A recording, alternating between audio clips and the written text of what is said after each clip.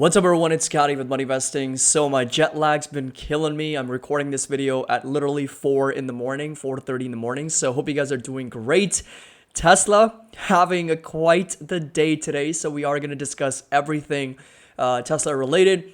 And I'm kind of a little bit disappointed in Elon Musk, and I'll tell you exactly why that is. I've been kind of trying to formulate my thoughts and try to really figure out, okay, where do I stand with the company right now, right? Of course, it's one of my biggest positions, 28-30% allocation. But one of the reasons why we hedge our positions in the first place is for days like today, right? So selling covered calls is one of the best ways to actually hedge your position so that you can take advantage of when price action does drop like today, 9-10% sell-off. That's when your covered calls actually do really well and they go further out of the money and you end up making those premiums that you've been credited. So hope you guys enjoyed this video, find it helpful. If you do, make sure that you drop a like. Don't forget to subscribe to the channel. If you're just joining us for the first time, the link to our Discord and Patreon is going to be down below. And again, there's a 16% annual discount available for you to take advantage of. And again, like I said, on days like today, when Tesla is brutally selling off down over 9.75, close to 10% after hours, it's also down to trading 260. This right here is the options and covered calls that I've sold. You know, very, very nice green days on them, up 29%, 38%, 27%, collectively a little bit over $7,000 on the day's gain for these covered calls. And that's exactly the whole point, right? That's the hedge that you have to take when you are dealing with Tesla or Nvidia or any of these volatile stocks. If you are substantially up on a position, if you got more than 100 shares, you can certainly look at selling covered calls in order to take advantage of this sell-off, right? That's when you can actually make money. So again, links will be down below if you're interested in joining us and of course getting access to all these alerts and understand and learn how options trading also works and how you can hedge your positions and of course generate premiums along the way. So this right here was posted by Jesse Dow. Shout out to him. So he mentioned that I can't get over how Tesla's growth in revenues versus operating expenses. Definitely one of the best stories in the S&P right now. People who are selling in the stock at these levels are very short-sighted. So one of the things that I mentioned in my yesterday's video for Tesla was simply the idea that institutional investors and hedge funds are very short-sighted. In fact, this has been discussed in the most important book and the most important thing, the book, The Most Important Thing by Howard Marks. And he talks about how most investors, and even by Joel Greenblatt in the book called The Little Book That Beats the Market, and the simple idea that most investors, right, most hedge fund managers, most money managers, most institutional investors and hedge funds, they have a very short time horizon. We're talking less than a few quarters, right? Because their goal is to beat the S&P 500. Their goal is to simply beat the market indexes, which is S&P, NASDAQ, and the Dow. The moment we start to think, talk, and even express our vision for the long term is when you lose Wall Street. You just lose them, right? They're not interested. Maybe few people are. Maybe I'm not saying everyone's like that. In fact, I would say majority of people might be looking at a little bit more short-sighted when it comes to investing and trading because they're trying to beat the market. But there are some people that are focused on the long term, even on an institutional basis, because they've got much longer time horizons. But the bottom line is, the moment Elon Musk starts talking about the long-term vision of the company with respect to FSD, supercomputers, the Dojo, Optimus, Cybertruck, the amount of data that they've collected with 300 million miles, the different types of gigafactories that they're going to be building, all those things, all the story that's going to be more long-term driven, you lose Wall Street. You lose institutional investors because their focus is on margins today. That's it. I'm going to tell you straight up, their focus right now is simply on the margin compression that we've seen over the last 5 quarters, coming from well over 20% to now sub 10%. That's where their focus is. And that's why I say that I'm a little bit disappointed in Elon Musk, is because I consider him to be one of the smartest people in the world. And, when it comes to time management, he's literally the king of time management. Being able to focus on 5-6 different companies is not an easy thing to do, right? But when it comes to these earnings calls, Elon, you have to read the room.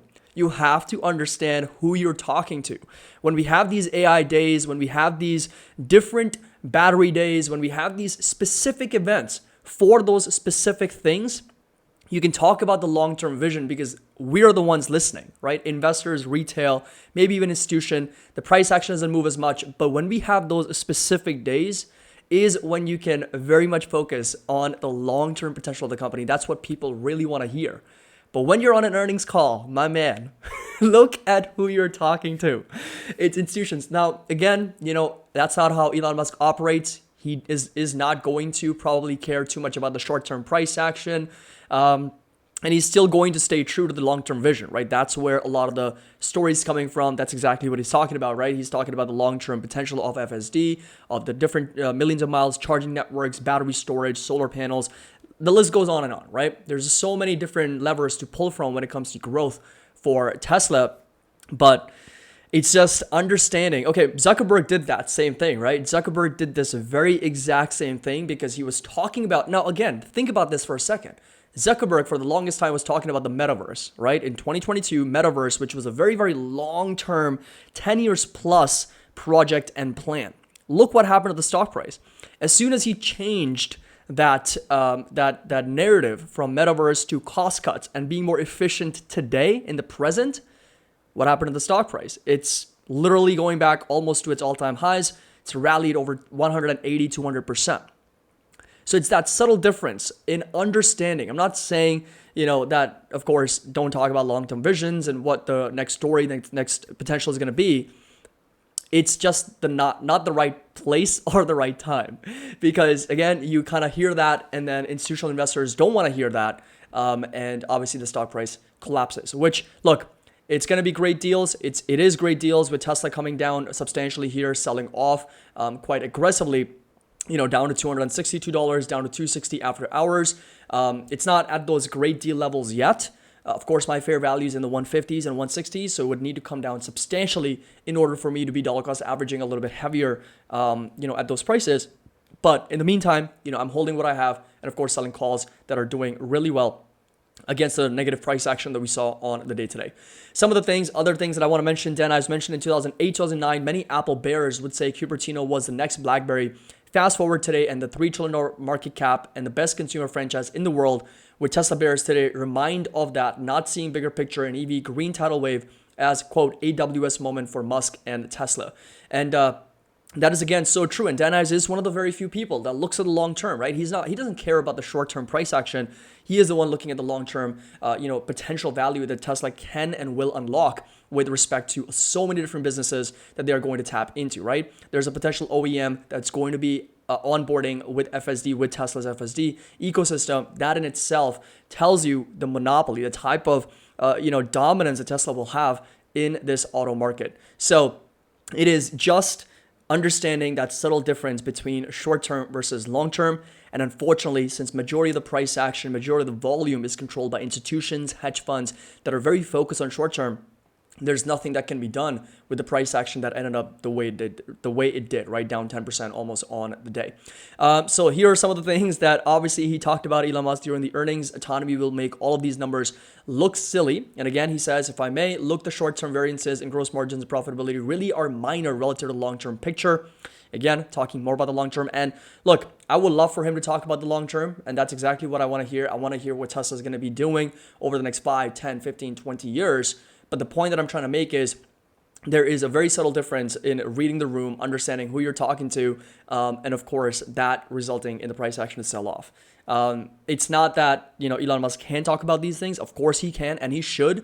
But again, there's this specific events for those things that Tesla hosts, right? The AI day, the battery day, releasing the Optimus robot, right? Supercomputing. There's a lot of different specific events that Tesla hosts throughout the year, where that I think is a much better platform for him to talk about these long-term events, as opposed to like using the earnings calls to talk about, ARK Research and ARK Investing and how their analysis is very good. And of course, some of the other accounts on Twitter where you can get best information. Also talking about the investing sort of from Warren Buffett and Benjamin Graham as well. And this is what I really found interesting. Again, he kind of reiterated, he said that like I have a very high confidence in the long-term value of Tesla. Like I see it, I really see a path to 10x, call it 5x increase in the value of the company, maybe a 10x, but where things are going along the way, the trials and tribulations and the mood of the markets, one cannot predict. And so the old adage of buy and hold is right. So again, long-term, this is, in my opinion, at least one of the most forward-looking, most adaptive companies in the world when it comes to not only automotive, but also artificial intelligence. But it's just the short-term price action obviously got destroyed today, down over 10%. And that's, what's happened in the past too. So if you come over to Tesla, this is what happened. Last earnings call, they dropped over 9.75%. Why? Because again, you saw the margins compress. Wall Street did not hear what they wanted to hear, and they dropped over 10%, and they dropped another 6.5% in the days to follow. But then look what happened. Eventually, they recovered not only all those losses, but rallied almost 100%, going up to almost $300 per share. So this right here, obviously, is another one of those sell-offs. I could see Tesla settling in for another 6.5%, close to 7% move lower down to 240s. $240 is going to be that support. So this right here is going to be that level to watch for Tesla moving forward. I think that's going to be a very decent area of support all the way down to inside this green rectangle, where I could also see Tesla down to in the low 200s to as much as 228 for Tesla as well. So those right there are going to be some levels to watch and pay attention to for this company. Obviously, we're starting to break down below that 21 EMA, so big technical breakdown on some decent volume.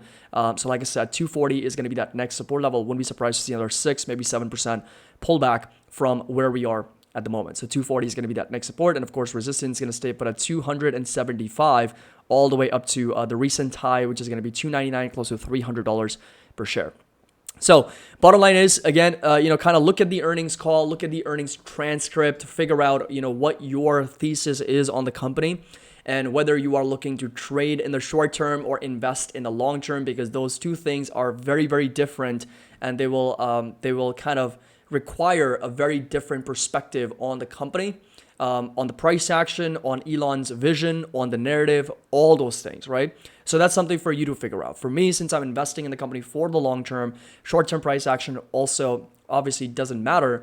But when it comes to the company, I want to look at different specific metrics. Fundamentals are strong.